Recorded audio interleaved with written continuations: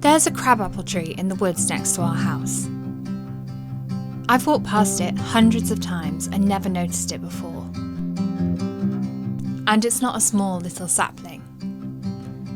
It's a huge, fully established, clearly been there longer than I have. I just never stopped long enough, or was curious enough, to wonder what it actually was before.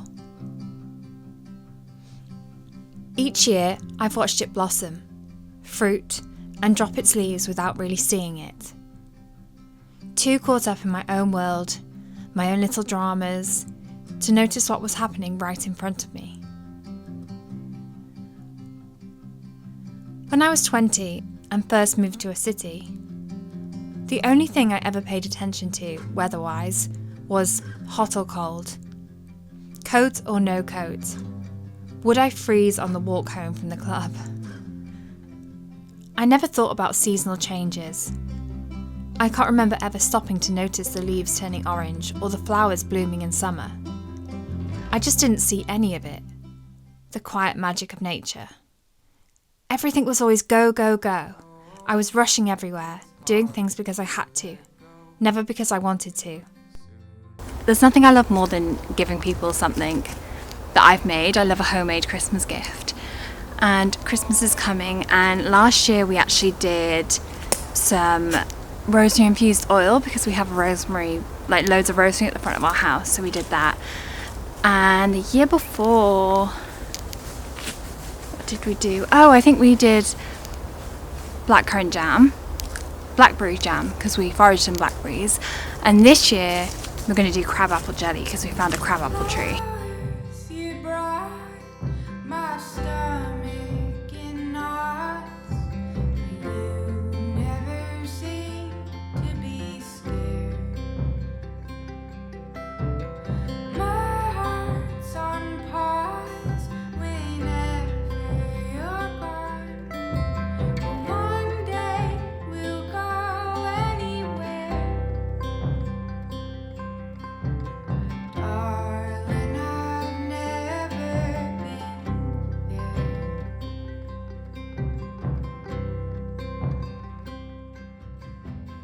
We've been cooking this chutney for about 2 or 3 hours or something. I honestly feel a bit like I'm losing the will to live with it. But hopefully it'll be worth it. It was really, really sour as well when we just tried it. It was like got to the back of your throat because I think crab apples are really sour. So we panicked, added more sugar and a load of dates that we had in the cupboard. So hopefully it tastes nice now. I might actually do a bit of a taste test. Okay. That's so much better. It is sour, but it was said it was sour, less sour when it cools down. And we did put a bit in the freezer and it wasn't quite as sour. And chutney is meant to be a bit tart, but it's just hard to know how tart it's gonna be. So we'll see. Oh my gosh. Will I be doing chutney again next year? Remains to be seen.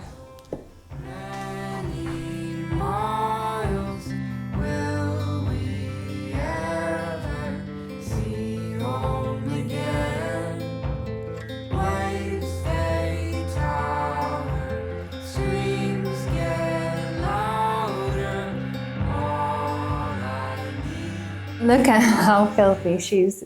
She's just been out in the garden with me, filming something very exciting for next week's vlog. So stay tuned for that because it's going to be very festive and really fun. And Sunday really enjoyed herself. I thought I'd chat to you because I'm in that phase where I just really want to cut all my hair off and get a bob.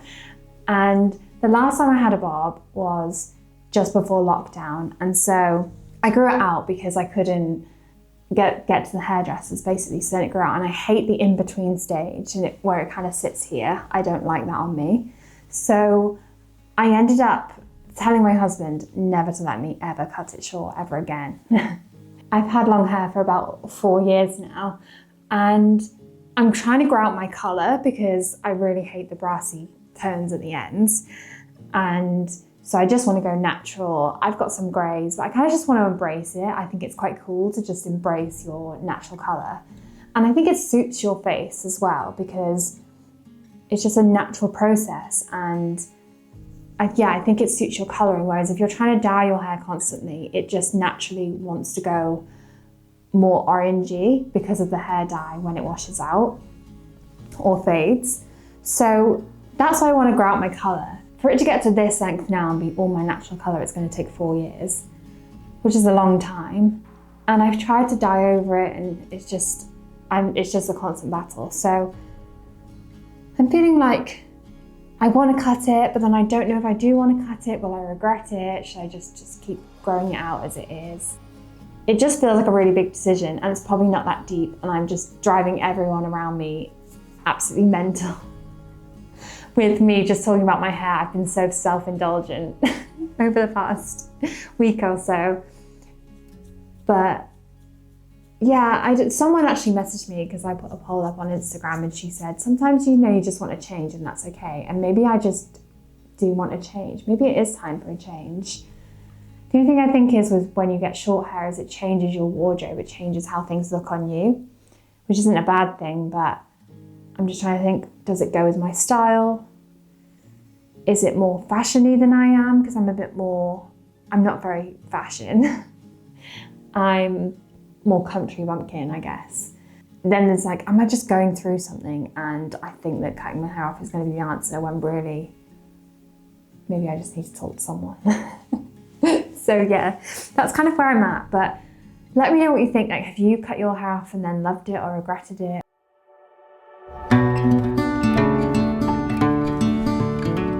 Growing up, the idea of going for a walk would have made me laugh. Walking was just a cheaper alternative to the tube. It certainly wasn't leisure. It feels surreal saying that now, because long walks in nature, walks for the sake of it, are one of my favourite things in the world. Even if I'm walking the exact same path I walked yesterday, it feels different. Nature changes so quickly, and it gives me something new to notice every single day.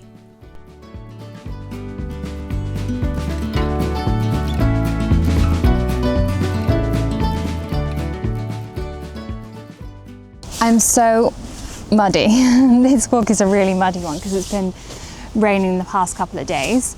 We've done 5.5 miles of, I think the walk is about 7 miles, more than halfway, obviously, way more than halfway.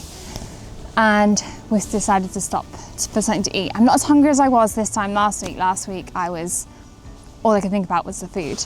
But we went to our favourite bakery on the way in Wingham, which I have spoken about before, and they only had one vegan pasty, which is our favourite, so we had to get a vegan sausage roll, and George and I are going to split them.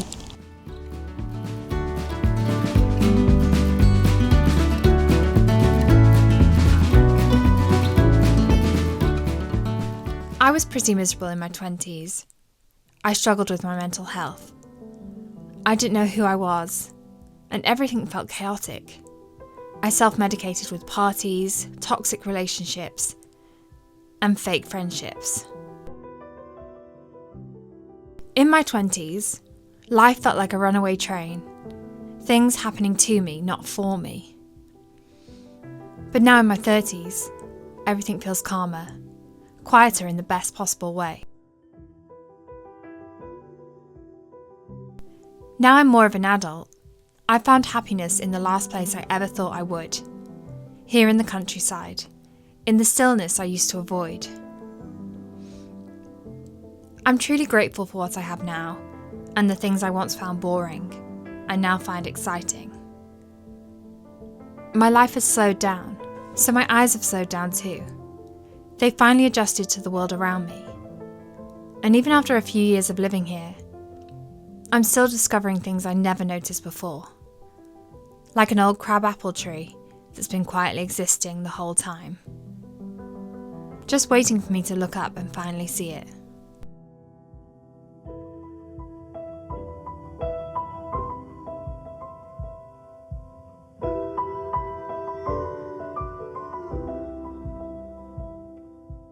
My eyes have finally adjusted, and now I'm finally noticing what's been here all along.